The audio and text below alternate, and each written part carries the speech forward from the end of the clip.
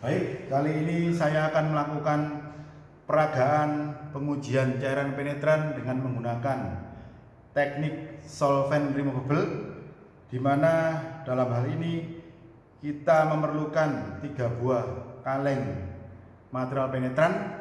Yang pertama adalah developer dengan merek Magnaflux, lalu dengan tipe SKDS2, di mana batch number ada di sebelah sini, nanti bisa dicatat. Kemudian kaleng kedua adalah kaleng berisi penetran itu sendiri, yaitu tipenya SKL SP2 dengan batch number ada di sini, nanti bisa dicatat ya kan. Kemudian kaleng ketiga adalah kaleng berisi cleaner atau remover dengan tipe SKC S dan batch number ada di bagian belakang atau bagian bawah kaleng seperti ini, nanti akan kalian catat. Kemudian peralatan lain yang diperlukan adalah kuas sama wadahnya ya kan. Kemudian ada lux meter untuk mengukur intensitas cahaya dan termogan untuk mengukur suhu permukaan benda yang diuji.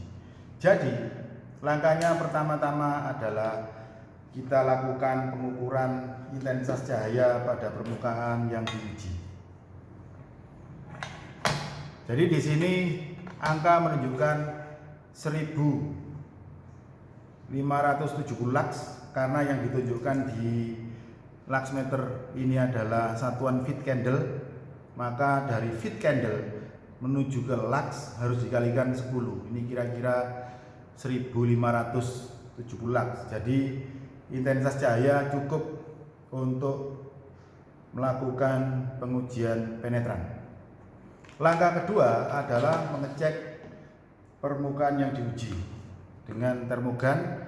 Kita ingin tahu suhunya berapa. Di sini suhunya sekitar 26 derajat Celcius, dan ini sesuai dengan peraturan dari prosedur yang kita gunakan, yaitu suhu antara 20 sampai dengan 50 derajat Celcius.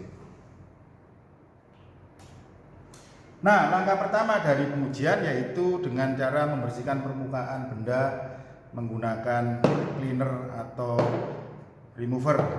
Ya, cleaner atau remover bisa disemprotkan langsung ke permukaan diuji supaya permukaannya bersih. Setelah itu baru boleh dilakukan pengelapan seperti ini. Kemudian ditunggu selama minimum 1 menit.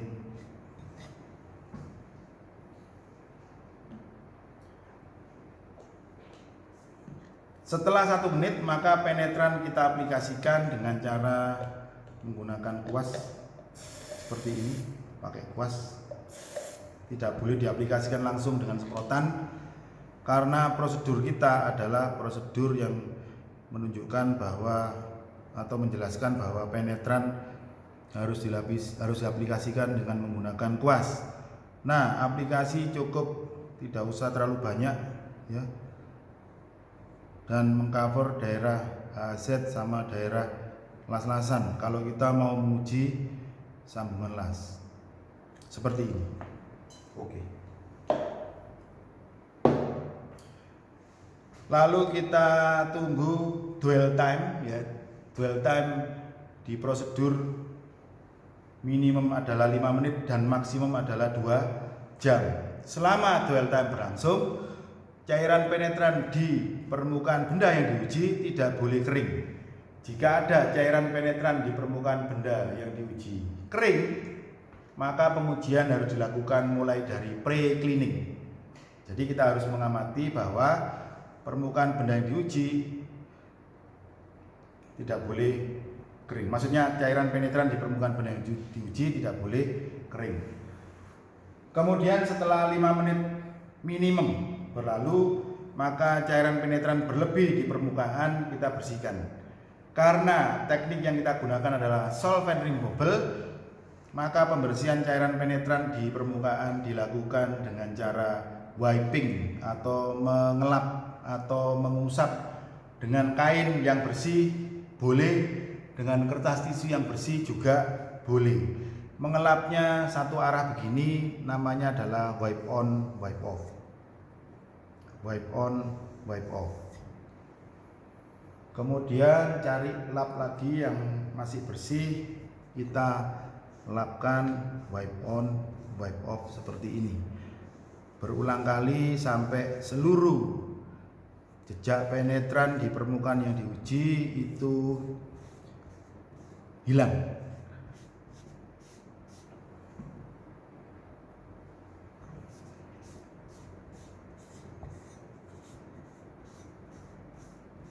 Nah, apabila ada sisa cairan penetran di permukaan yang belum bisa hilang setelah kita lap menggunakan kain lap yang bersih tadi, maka cairan penetran di permukaan tadi ya, kita lap dengan menggunakan lap yang dibasahi menggunakan cleaner.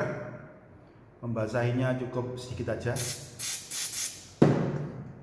Kemudian kita lap satu arah, wipe on, wipe off.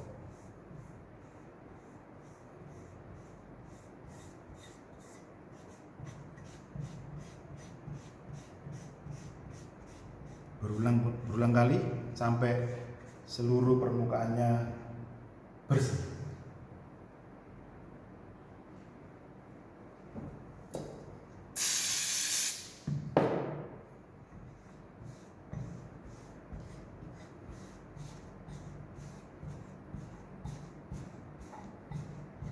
Karena materialnya adalah aluminium, las-lasan aluminium, maka pembersihannya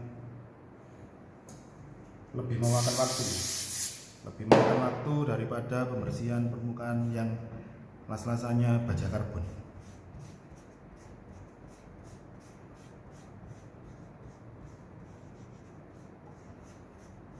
Kita bersihkan juga searah dengan alur lasnya.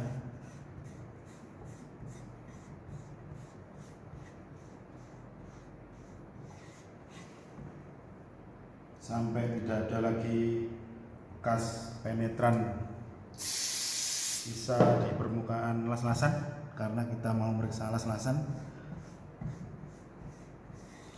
Nah, kalau sudah dianggap tidak ada lagi jejak penetran sisa di permukaan yang diuji, maka permukaan ini kita keringkan dengan jangka waktu minimum selama 1 menit dan maksimum selama 5 menit. Oke. Nah, apabila jangka waktu 1 menit sudah tercapai, maka kita lakukan penyemprotan developer langsung dari kaleng.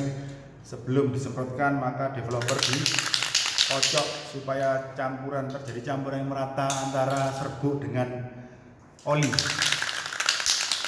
Serbuk dengan olinya. Kemudian setelah merata, kita semprotkan tipis-tipis dengan cara seperti ini. Oke. Kita lihat apa yang terjadi. Kita lakukan pengamatan dan biarkan developer ini mengering secara alami.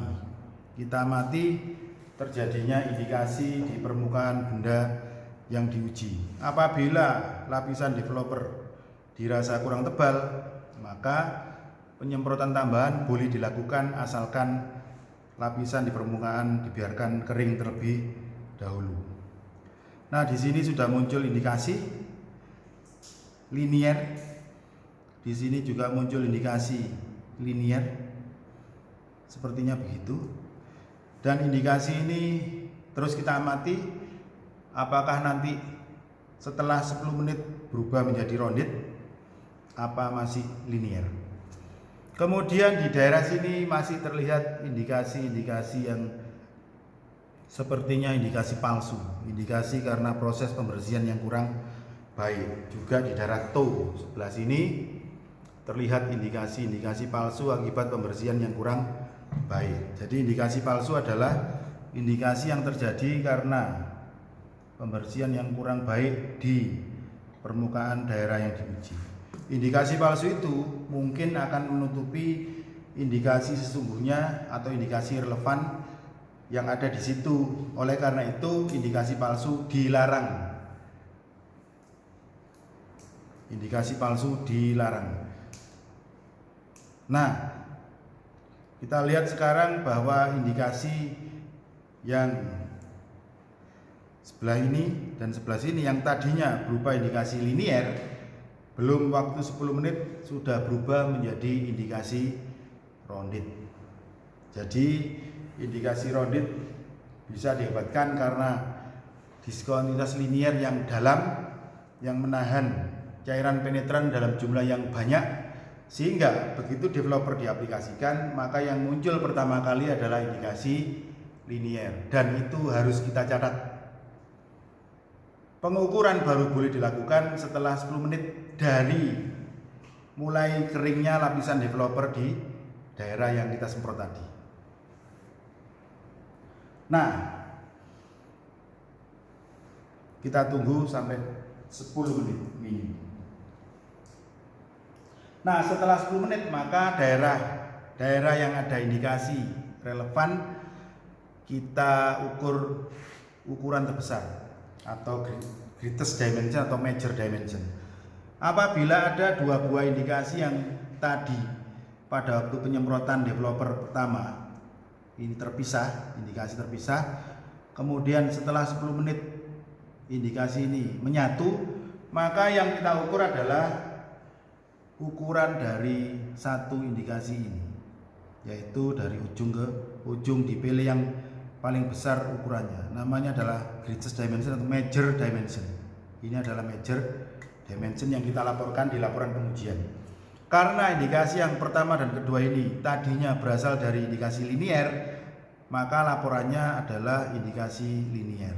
Indikasi linier. Dan indikasi ini harus kita ukur panjang dan lebarnya. Panjang dan lebarnya lalu kita bandingkan. Apabila L lebih dari 3W maka masuk dalam kategori linear indication, dan kita harus bisa atau berhati-hati atau bisa melakukan eval interpretasi apakah indikasi-indikasi lain yang muncul di sini berasal dari diskontinuitas atau karena gara-gara pembersihan yang kurang baik. Disitulah makanya dikatakan bahwa pada pengujian penetran pembersihan penetran sisa di permukaan adalah kritikal, karena jika kurang bersih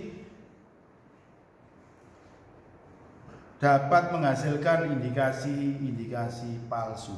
Nah, setelah kita record indikasi-indikasi yang muncul di permukaan, maka cairan penetran di permukaan harus dibersihkan dengan cara bisa dengan mengelap seperti ini, dan sisanya yang ada di dalam diskontinuitas atau yang ada di antara las-lasan bisa disemprot dengan cleaner langsung seperti ini supaya tidak merusak benda yang diuji.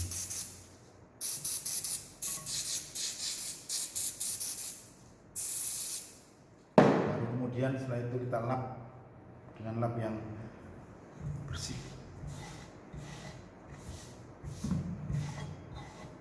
Oke.